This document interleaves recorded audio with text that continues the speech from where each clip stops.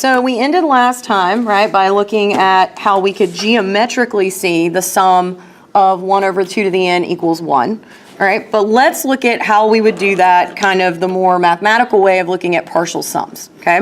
So we said, right, that a partial sum, right, is simply the sum of the first n terms of that series, okay? Okay, there we go. All right, so if we want to look at the series we were investigating,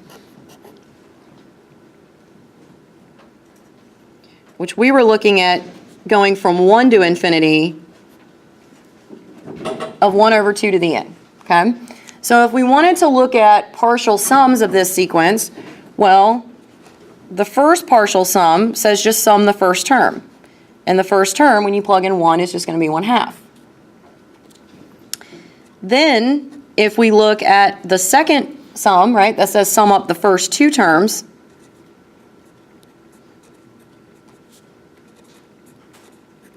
and that's 3/4. If we look at the third term, well, I don't need to actually list out all three terms because all I'm doing with the third one is I'm taking the first two and adding the third term. So I can just simply say, well, 3/4 was the first two terms added together, and then I'm going to add 1/8, so this works out to be 7/8. So the way that we would find the sum of a series, right, is we would say, well, we look at the sequence of partial sums. So if we keep doing this again and again and again, we're actually creating our own sequence, and the sequence of partial sums is 1/2, 3/4, 7/8, right, all the way up to the nth term. Sorry, my bad. All right, so if I can take the limit of this sequence, that will tell me whether the series converges and what it actually sums to. So if we want to write what the nth partial sum looks like, what we're looking for here is there a pattern of behavior in these numbers? And so if I were to look at the nth term, oh, sorry guys, make sure to put little brackets around SN because we're not talking about the nth partial sum here, we're talking about the sequence of partial sums. So if I want to look at what the nth term actually is, well, the denominators are just doubling, right? 2, 4, 8, 16, 32. So that's just 2 to the n because I'm counting up from 1. The numerators, however, right, always appear to be 1 less than the denominator. So we have 1/2, 3/4, 7/8. So I know that the fourth partial sum should be 15/16, right? Because the numerator is always going to be 1 less than the denominator. So if the denominator is 2 to the n, the numerator is just 2 to the n minus 1. So then by taking the limit of the nth term,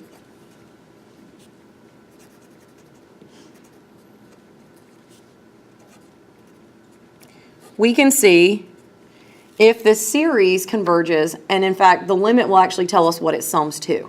So the limit of this is just going to be 1.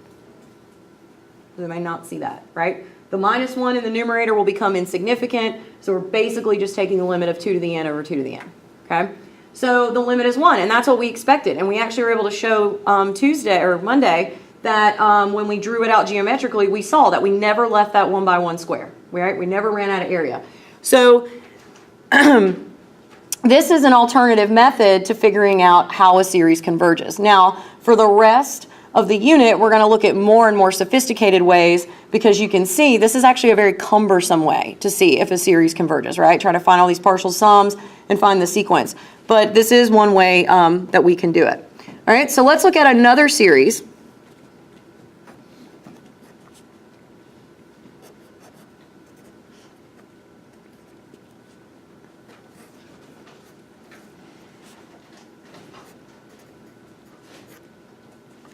And let's see what this looks like. So once again, we're going from 1 to infinity. So I'm going to start out by listing out the first few terms. So the first term is going to be 1 over 1 minus 1/2. When we plug in 2, we're going to get 1/2 minus 1/3. Then when we plug in 3, we're going to get 1/3 minus 1/4. And I'm going to go ahead and cheat for a second and tell you that I know this is going to sum up to 1 minus 1 over n plus 1. So this, we're going to touch back on this later. This series has a special name. And this is an example of a telescoping series. So once again, remember, not really great at naming things. So a telescoping series, you want to think of it like an old school telescope. They used to carry like a portable one, right? So if you ever watch pirates or sailors in movies, right? They pull it out, they stretch it out, and then we're done with it, they collapse it down and put it back in the case, right? So look what happens with the telescoping series. The 1 is here, then we have negative 1/2. Then you're going to add a positive 1/2, so these 1/2s are going to cancel.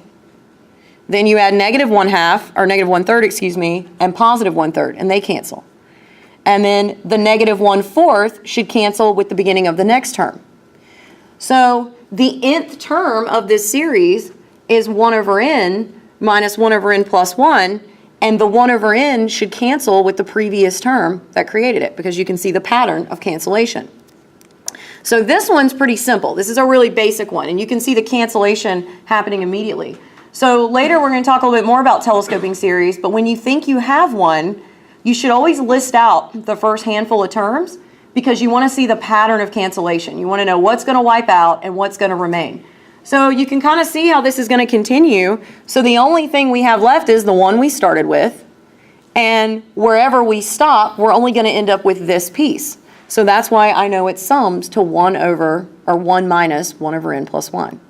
So you end up with the first thing and the last thing. So just like a telescope, you can kind of think of those as the lenses on the end. Everything in the middle just collapses down and goes away. Okay? Now some of these, you may have to list out 3 terms before you see it canceling back. So that's why you want to list them all out until you start seeing the pattern of cancellation. So if we take the limit, right, we know the partial sum of the nth term is going to be, and oh, my bad, guys. This should have been a plus sign, right? And then we would have kept going, because that's just the nth term, all right? So then the sum of the nth term is this. And just like before, taking the limit of this as n goes to infinity, we can see, well, the limit of 1 is 1. The limit of 1 over n plus 1 is 0. So this sum also, or series also sums to 1.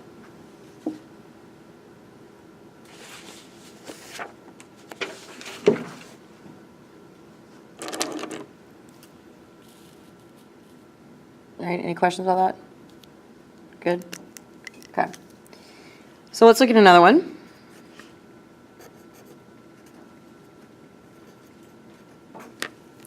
So I actually just talked about this with a student in Village Hall this afternoon, and she was doing an equation where she had this come up, and then she said that this was equal to 1. Okay? This is not equal to 1.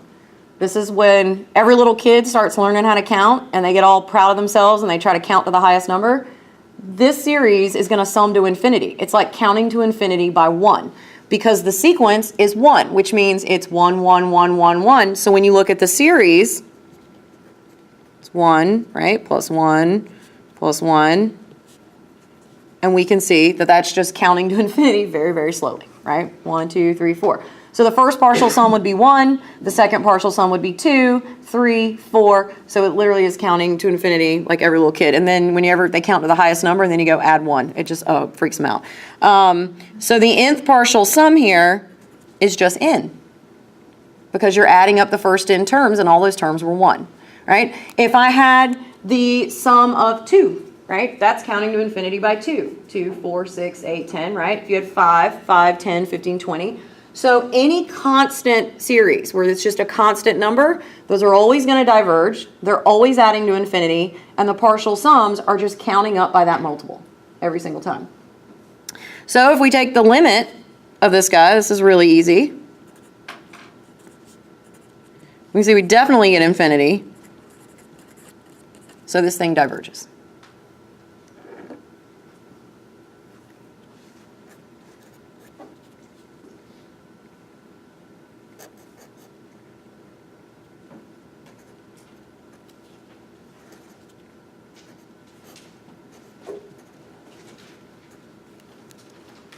All right, so let's have a little fun with this guy. So if we want to look at the partial sums of this, if we left it in this form, it would kind of be a mess. Okay, we'd have to plug in values, we're going to get a bunch of fractions, we're going to have to add them. All right, but in that denominator, I see something that gets me excited, and that is the difference of squares. So the denominator factors. So if I write it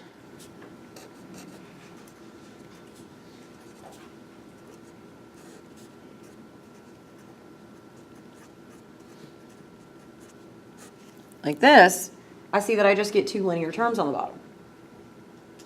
And if we think back to the previous units, which don't freak out if you don't remember the move I'm about to do because I'll show it to you later. But if I look at this, I'm like, oh, look at the form of those terms in the denominator. It's 2n plus 1 and it's 2n minus 1. First of all, those are the two ways we write negative numbers, right? And I know that if I'm counting up 1, 2, 3, 4, 5 and plugging in these n's, I might get a lot of repeats.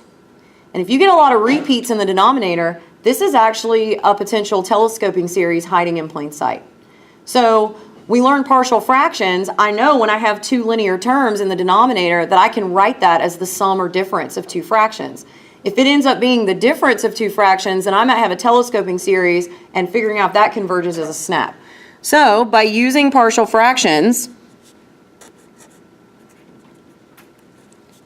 what we're hoping we can do is rewrite this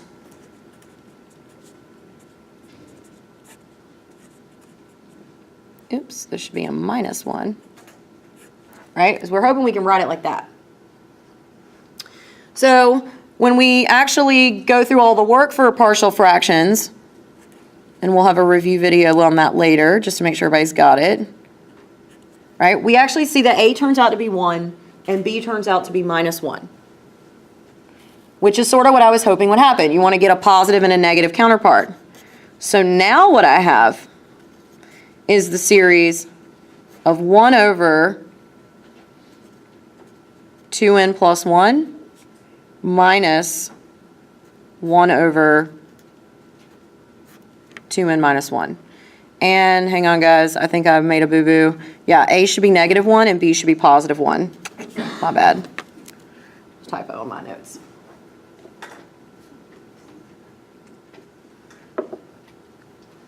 So when I list out the first few terms, and because of my mistake, I should have flipped them around the other way, but we'll be able to handle it.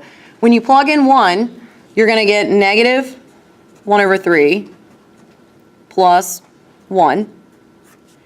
The second term is going to give you negative 1/5 plus 1 over 3. The third term is going to give you negative 1 over 7 plus 1 over 5. Right? When we get to the nth term,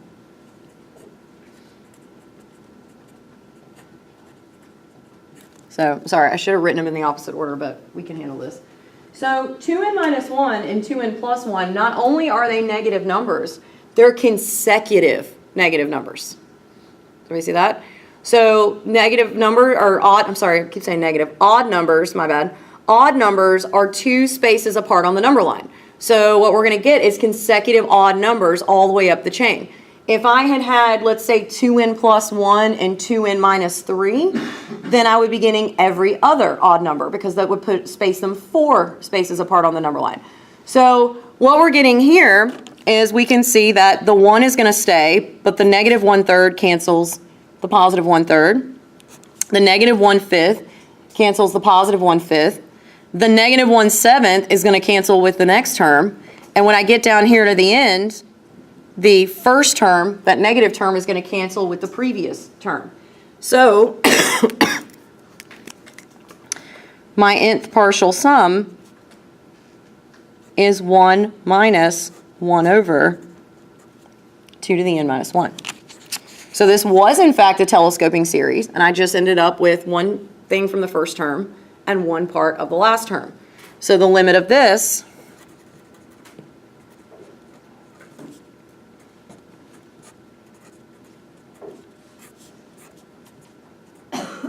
is going to be 1, and the series sums to 1. So please keep in mind that the limit of a series, right, is not giving you what it sums to. It's the limit of the nth partial sum that is telling you what it sums to, because we're literally looking at the limit of the sum as n goes to infinity to get the sum, all right? Later, when we start looking at other techniques, we will use limits to help us test for convergence, but we're not always getting the sum out. In some of these series, we'll never know what it sums to, we'll just know the sum exists, and that's all we care about, okay? So one of the things you want to get in your head right now is that sometimes a very simple problem to work on the back end could be hiding in plain sight. So we may have to rewrite or restructure the way that was given to us into something we recognize so we can work with it very easily. Okay, so this was also a telescoping series. So when you start to see a lot of linear terms in the denominator, we have a method now where we can split those up into individual fractions, and that's probably a telescoping series. All right? Yep, question. It matters, but why is that 1 minus instead of 1 plus? 1 over 2 minus 1? Because, did I write this wrong back here? Oh, you're right. It should be a plus. Oh, it matters. Yeah, it should be a plus. It goes to 0 anyway, but yeah, it should be a plus. Yep, no worries, yep. Wouldn't it be the negative 1 over 2n plus 1 that's not being canceled out? Because it's the negative 1. You're right. Sorry, guys. I'm on cold meds today. You are correct. Yes, the negative term gets deleted. The positive term is what ends up staying. And yeah, we would end up getting 1 over 2n plus 1. Yeah. But the punchline is beginning and ending stay. Right? If I'd written them in the right order, it would have been a little more obvious. All right. So any other questions on this before we move on? Okay. So now what we want to do is let's actually investigate a geometric series. Let's go in a little more detail about how those guys work. So you should get really excited when you see one because they're super easy to deal with and very, very important and quite useful. It's not just for football. All right. So a geometric series, all right? The one we looked at just a few minutes ago that summed to 1, we were starting from 1 and going to infinity, okay? But the general kind of standard form when we talk about a geometric series is we usually set it up from n equals 0 to infinity. And it takes the form of a times r to the n. A cannot be 0 or else you're just summing up 0, right? And r, in order for it to converge, the absolute value of r, right, must be less than 1. So if you take, because that's an exponential function, so if you take a number less than 1 and keep multiplying by itself, it gets smaller. You take a number greater than 1, it's going to grow, right? So a diverging series of this form would be r is greater than 1. But if r is less than 1, you get a converging series. Now also notice we put absolute values around r. R can be negative. You just need to make sure that the absolute value of the number is less than 1. So we could have negative 1/2 to the n. That would be a geometric series. Or positive 1/2 to the n. That would be a geometric series, right? So what we're going to argue, and then we're going to prove it, is that this, when you start counting from 0, that's really important, this will always sum up to this. So when we looked at 1 over 2 to the n, and we started counting from 1, the only way we could figure out the sum of that series was to use partial sums. And the formula, right, was 2 to the n minus 1 over 2 to the n, right? We had to take the limit of that. This is much, much easier, right? So let's look and see what some So let's see why this is true, okay? And once we've shown why it's true, you're just going to be allowed to use this. I'm not going to ask you to regurgitate this proof later, okay? So the nth partial sum says sum up the first n terms, okay? But we're now counting from 0. So if you count from 0, then the n in the formula is really n minus 1 because you have to start counting zeros the first term, then n equals 1 is the second term, n equals 2 is the third term. You see where we're going? So when you actually sum these up, right, well, r to the 0 is 1, so the first term is just a. Then the second term is ar to the 1. The third term is ar squared. And so this will continue until we get to the nth term, which is ar to the n minus 1.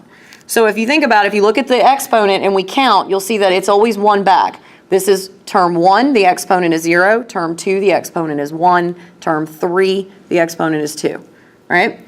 Now, what I'm allowed to do is, remember, anything you do to both sides of the equation is legal. So I'm going to multiply both sides of this equation by r. So then every term gets an r, which means every term's exponent now counts up by 1. And now when you multiply r to the n minus 1 by r, you're going to add 1, and you're just going to end up at r to the n. So then another thing that I'm allowed to do is I'm allowed to subtract an equation from each other.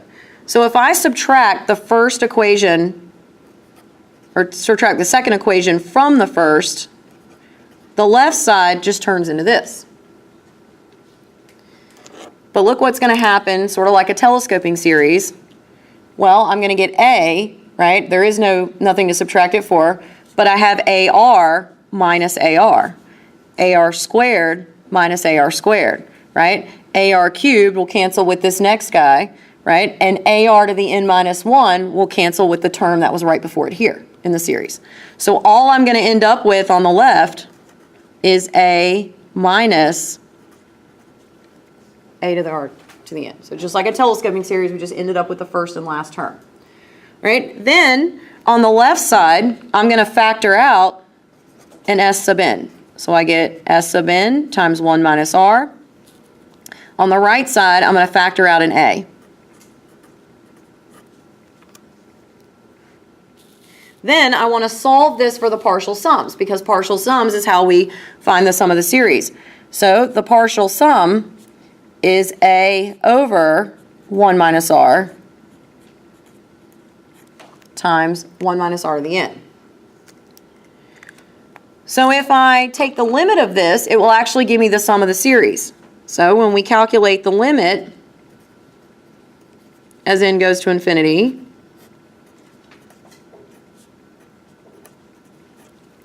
well, a over 1 minus r is just a constant. Those are constants because n is the variable here. So that would factor out front of the limit. So we don't have to worry about that. But what's the limit of this going to be? Right, it's 1 because r to the n is going to go to 0 as n goes to infinity because r was a value less than 1. That's why that mattered. So it was like 1/2 or 1/3. So as you take that value to the infinity, that goes to 0. So now the sum, right, of the series is just a over 1 minus r. But this formula, it only works when you're starting from 0. So we will show you lots of geometric series and lots of different forms, but you always got to double check the indexing before you just jump to using this formula. Now, the other thing that can happen is a can be positive or negative, so you have to account for the sign of a when you plug it in. R can be positive or negative, so you need to account for the sign of that when you plug it in. So we're actually going to do a bunch of example problems where we work some of these, and I'm going to show you all the different ways we can disguise a geometric series. Okay? So let's look at some examples.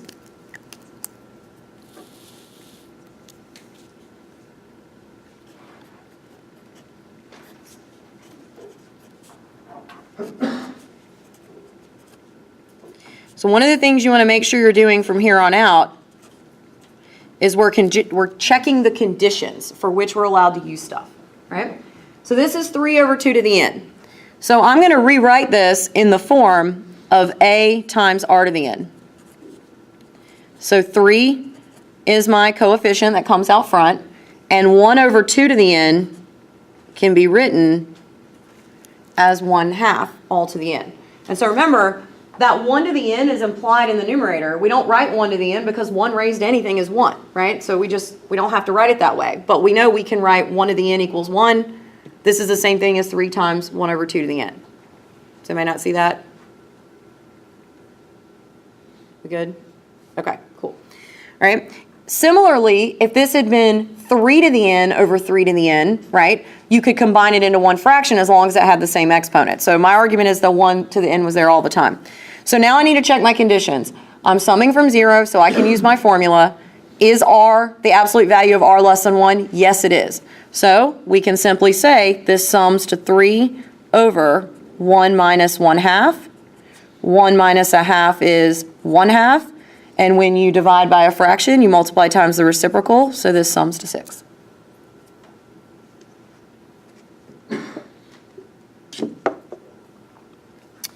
These are very fun, and like right now you're like, whatever, but then later you'll like be so happy for geometric series because it's so satisfying to get an actual answer. So many things we do in here, we get like abstract things, but it's nice to go, no, it's 6, I'm good. Okay, let's look at another one.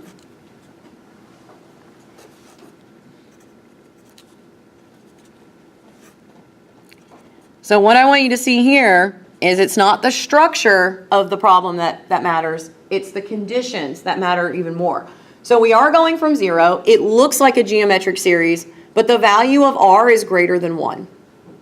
A would be 1 in this case, the coefficient out front, but r is 3/2. So this sums to infinity because r is 3/2, and that's greater than 1. So this diverges.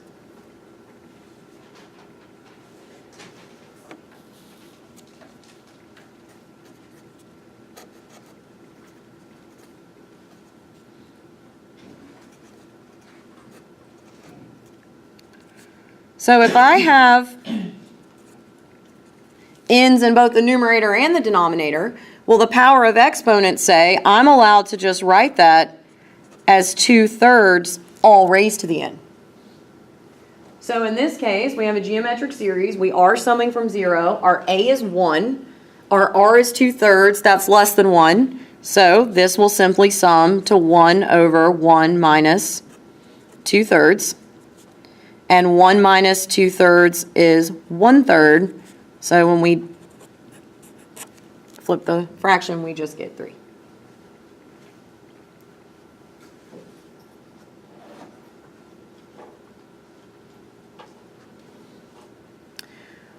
So where would be a real-world application of a geometric series? Okay, when would we actually use this in real life? So any of you that are ever going to do anything with computers, coding, engineering, statistics, okay? You may not do this exact example, but this is an example of where we could actually apply this in the real world.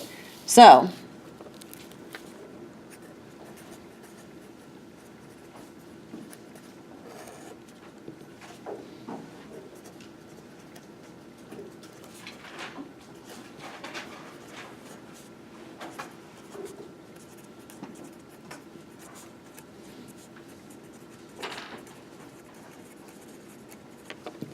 So basically what they're asking us to do is take a repeating decimal and we want to rewrite that as a ratio of two numbers. So we want an integer over an integer, okay?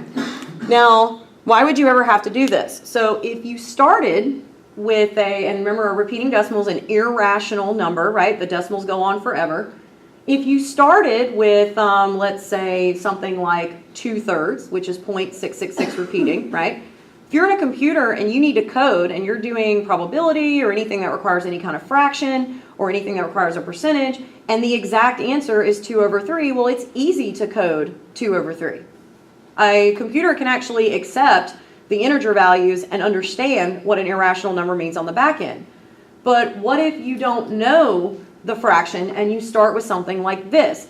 How do you tell a computer to take that 0.08 out forever because at some point it wants to start rounding. It wants to take those digits after the decimal and stop them, right? So there may be some very sophisticated package out there in R or something like that you could do this with, but the easier thing to do would just be find the fraction and type it in as the fraction, okay? And it's actually not that hard. So if you guys remember what the bar means when it's repeating, is it means that one number repeats forever or that one string of numbers repeats forever. So 0.08 repeating is 0.08, 08, 08, right? Forever. Okay? So what this is, and I'm going to take these two at a time.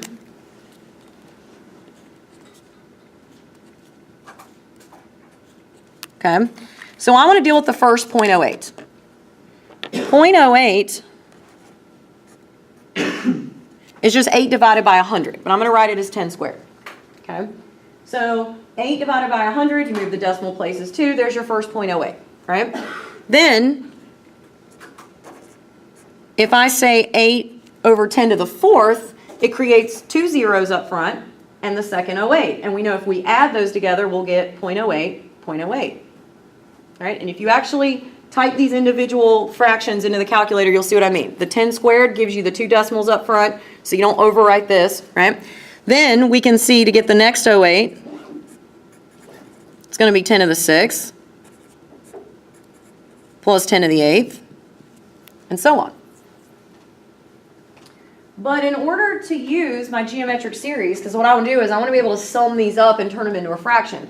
Well, in order to sum them up and turn them into a fraction, I need to make sure I construct the series so that I'm counting from n equals 0, okay? So any fraction you raise to, or any number you raise to 0 turns into 1, right? So what I need to do is I need to factor 8 over 10 squared out front. And here's what's going to happen when we do that.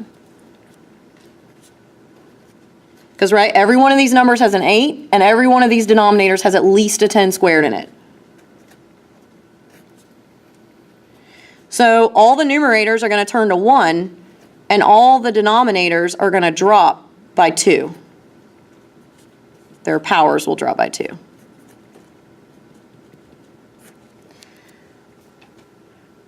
So now what I've done is I've now created inside those parentheses a geometric series where I can ensure that if I plug in 0, my first term will become 1. If I plug in 1, I'll get 1 over 10 squared. So all of this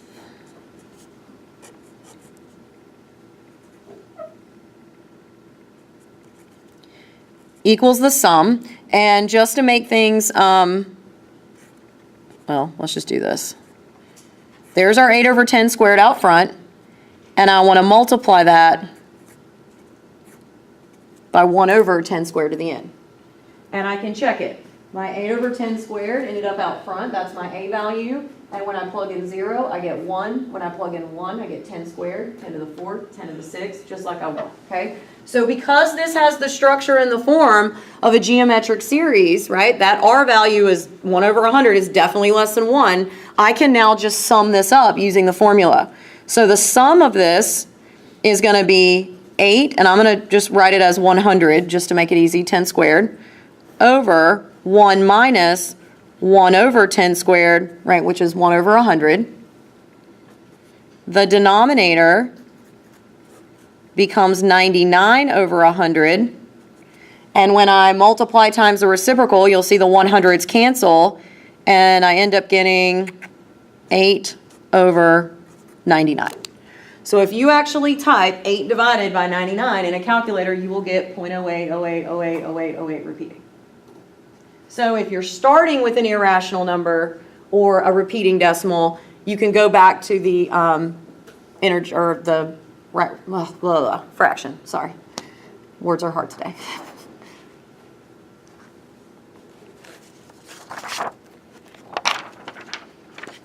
All right, so another good application of this, well, I have another good fun problem we'll do at the end, and I'll talk about that. Okay, so let's look at some more examples. Does anybody have any questions about this, though?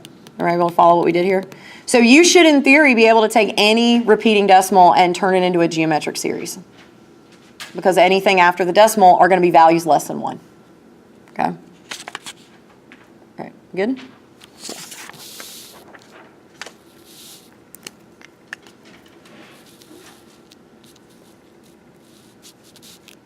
So let's take a quick second and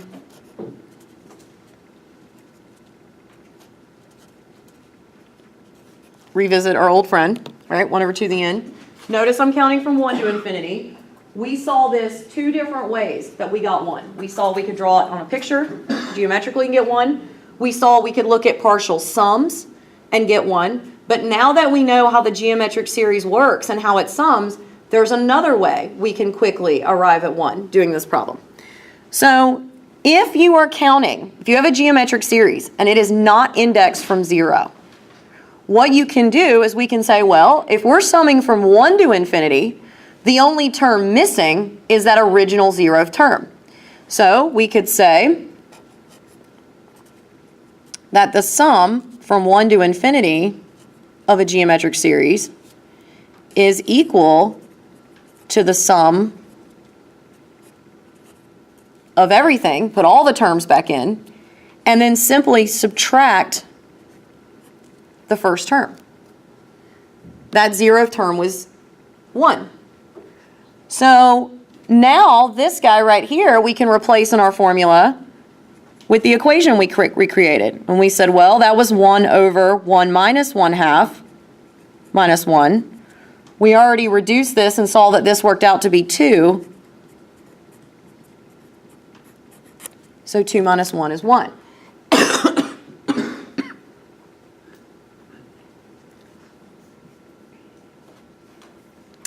If you look at the partial sums, which is what we did before, right? We saw we had 1/2, we had 3/4, the third one worked out to be 7/8, and then from that, right, we said that this was this guy. Well, partial sums aren't really going to work in this method, right? So this was literally listing them out, finding the pattern, writing the equation. Well, when we proved that the sum of this from 0 to infinity was that, you notice we wrote out the equation of the partial sums, and then we had to do a little manipulation to get there. But if I actually listed the partial sums from 0 to infinity, then the first term would become 1, the second term would be 1/2, right? And then we would get 3/4, and then we would get 7/8. It would actually violate, we would add 1 in, so you would get 1, and then you would have 3/2. Right? And then you would have, when you add another 4th in, you would actually end up seeing there's no real discernible pattern there. It's very difficult to come up with a pattern because that 1 on the front just kind of screws everything else up for you. The fractions look nice and neat when you add them together, but that 1 kind of messes stuff up. So when you sum from 0, you can just back out the terms that you didn't need in your original sequence. All right, so let's look at a couple other quick examples. Just want to add here summing from 0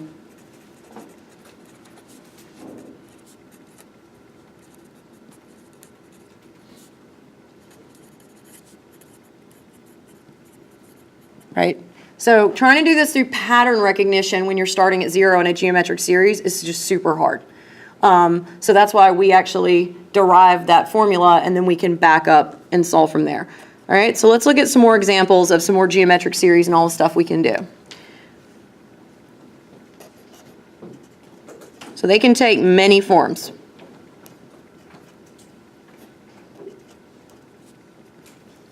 So this guy's going from 0.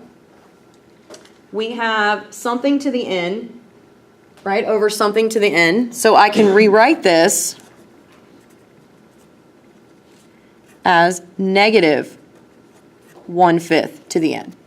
And this works out fine. Our a is 1, our r is negative 1/5. The absolute value of that is definitely less than 1. So now when we sum this up, we say 1 minus a minus 1/5. So it turns into a plus down here. So now we get 1 over 6/5. So everything sums to 5/6.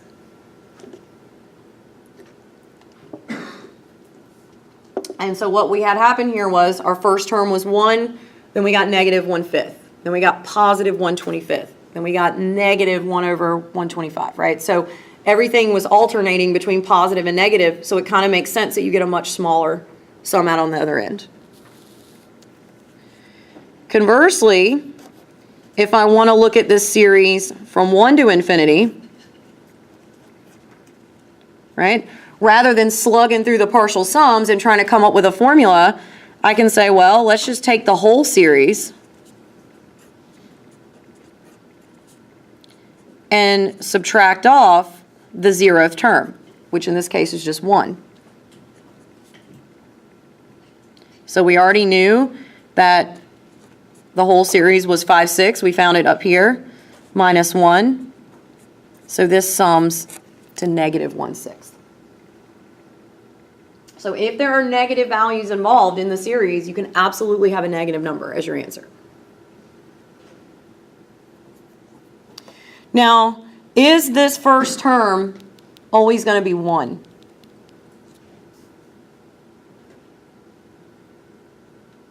In this particular series, sure. But think about the structure of the geometric series. What's that number really? If you have a, r to the n, and you plug in 0 for n, what are you left with? A, right? So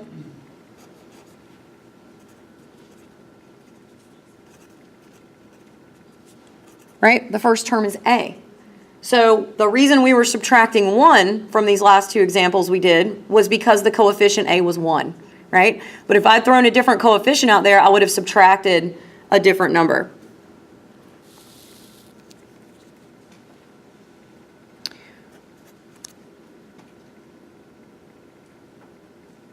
All right, let's, yeah, we have time to do one more quick thing before we start the quiz.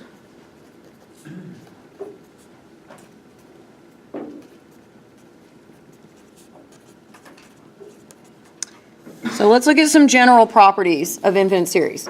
So all we've looked at so far is I've just given you single terms, but there's a lot of different ways I can present this stuff to you. So most importantly, on this condition for these to work, is you need A sub n to be convergent and sum to some value A. And we have a second series, B sub n, that is also convergent and sums to B. So we have some algebraic properties we can work with. So the first is the constant multiple.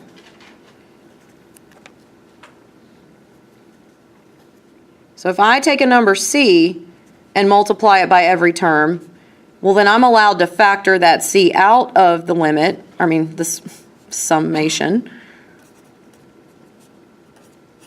And so you would just get C times A.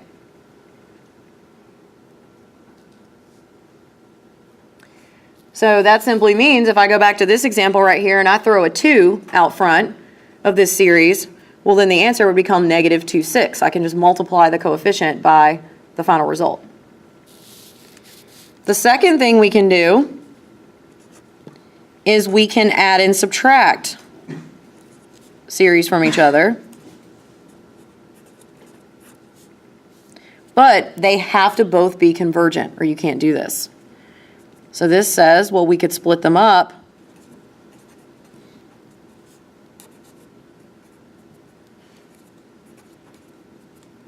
and we would get A plus or minus B.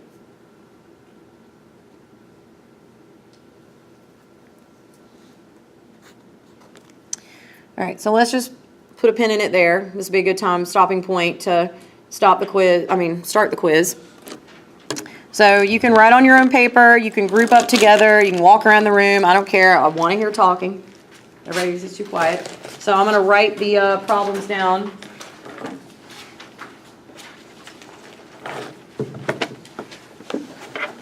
Actually, I may already have them written down. So I know this is the first quiz you've taken with me, but we're going to call this quiz 10, just because this is the number in the sequence of quizzes I've been giving. And then I'll actually start this review stuff. We'll loop back to 1 and fill in those 9 blanks. All right, so is everybody good? Right now, somebody start writing this down? Okay.